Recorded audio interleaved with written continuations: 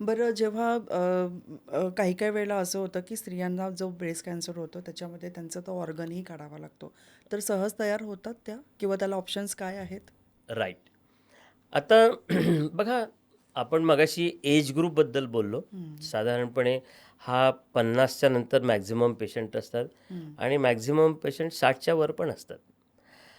आता बरेचदा मला असं वाटतंय, की मानसिकरित्या जर आपण विचार केला, की एक आपलं जे सोशल स्ट्रक्चर आहे, त्या पोस्ट मेनोपॉझल लेडीमध्ये त्यावेळेला सौंदर्याच्या भाषेच्या ऐवजी स्वतःची नॉर्मल आणि चांगली हेल्थ ही महत्त्वाची असते, हं, राईट? हं, त्याच्यामुळे माझ्या गेल्या इतक्या वर्षाच्या अनुभवामध्ये almost 80% patients they are always ready to get it removed. हं, पण ॲट द सेम टाईम मला इथे हे पण सांगायचं आहे, की गेल्या 25 ते 30 वर्षापासून ब्रेस्ट कॉन्झर्वेशन सर्जरी म्हणून पण एक पद्धती चालू झालेली आहे.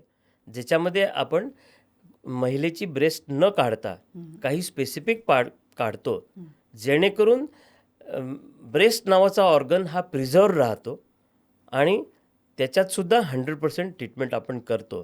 त्याला आपण ब्रेस्ट कॉन्झर्वेशन सर्जरी ट्रीटमेंट म्हणतो. आणि जे तुम्ही ब्रेस्ट रिमूव्हलबद्दल बोलत आहे, ती गेल्या 100 वर्षापासून मॉडिफाईड रॅडिकल मॅस्टेक्टॉमी नावाचं ऑपरेशन आहे, ज्याच्यामध्ये टोटल ब्रेस्ट आणि ॲक्झिला तो पूर्ण असा मसोडा एकत्र काढला जातो. हं. त्याला आपण MRM म्हणतो.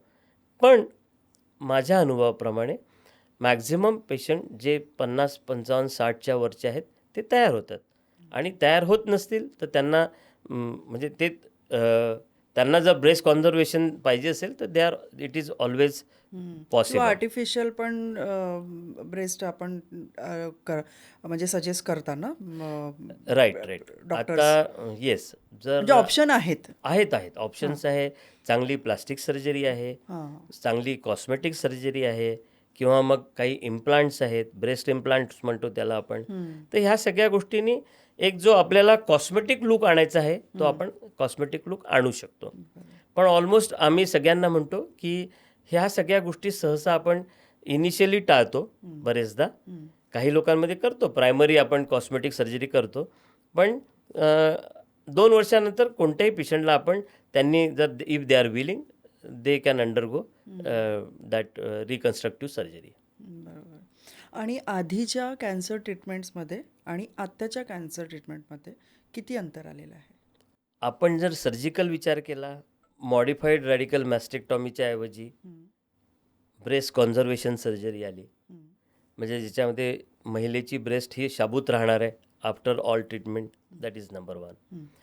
Number 2, chemotherapy. किमोथेरपीमध्ये चेंजेस जे आलेले आहेत, ते चेंजेस भरपूर आलेत. म्हणजे आय विल से 2005 ते 10च्या दरम्यान हं, हं. खूप ड्रग्स बदललेत. म्हणजे जसा सायंटिफिक रिसर्च वाढत गेला हं, आणि अजून रिफाईंड ड्रग्ज झालेत, चांगले वेल ॲक्टिंग ड्रग्ज झालेत हं, आणि सगळ्यांचे रिझल्ट्स चांगले आहेत. हं.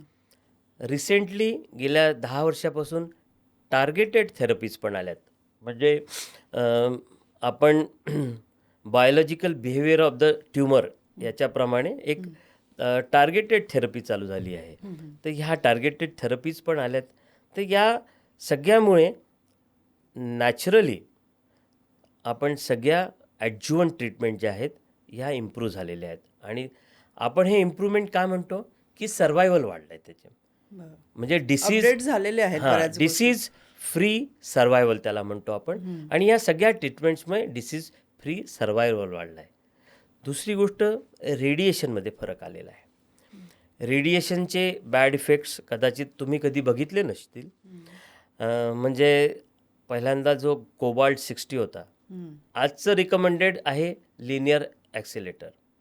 पण कोबाल्ट थेरपीमध्ये असलेल्या ऑर्गनला रेडिएशन मिळायचंच, पण बाजूच्या ऑर्गनला पण खूप जास्त बॅड इफेक्ट्स व्हायचेत. हं. म्हणजे आजूबाजूचे सेल्स पण आजूबाजूच्या इफेक्ट ऑर्गन्सचे व्हायचे. सेल्स पण डॅमेज खूप व्हायचेत. हं. तो डॅमेज आता खूप कमी झालेला आहे. कमी झालं. अच्छा. त्याच्यामुळे लिनियर ॲक्सिलेटरमध्ये फोकस त्या हं, जागेवर, ब्रॅकीथेरपी म्हणजे त्या जागेवर तेवढ्याच भागात आपल्याला डिसीज पार्टलाच आपण हं, कम्प्युटराइज प्लॅनिंग असतं ते.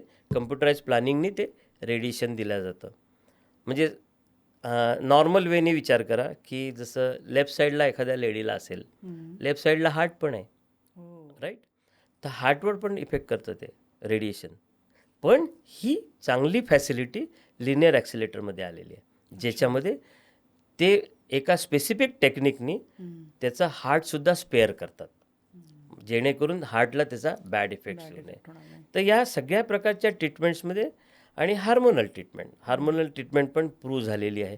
त्याच्यामुळे तो एक इम्प्रूव्हमेंट आला आहे. Apart from all this treatment, मला इथे नमूद करायचं आहे असं की डायग्नोस्टिक एड म्हणजे अर्ली डिटेक्शन, शेवटी अर्ली डिटेक्शन अति महत्त्वाचं आहे. हो. आजपासून 20 वर्षापूर्वी, 25 वर्षापूर्वी फाईन निडल ॲस्पिरेशन सायटॉलॉजी ही फॅसिलिटी फार कमी जागी होती. बर. कदाचित विदर्भात जर पाहिलं तर कदाचित 2000मध्ये नागपूरच्या बाहेर पण नसेल विदर्भात.